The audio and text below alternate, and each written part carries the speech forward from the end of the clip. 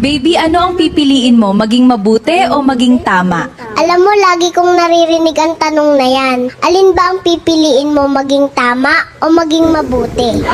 And honestly, hindi yan simpleng tanong. Kasi minsan, oo, tama ka, pero may nasaktan ka. Minsan naman, mabuti ka, pero may mga hindi nakakaintindi.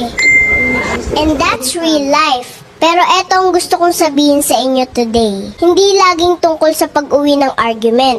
Hindi laging tungkol sa ako ang tama. Kasi minsan mas mahalaga yung peace kaysa pride. Mas mahalaga yung connection kaysa pagiging correct. At minsan mas mahalaga ang katahimikan ng puso mo kaysa satisfaction na nalo ka.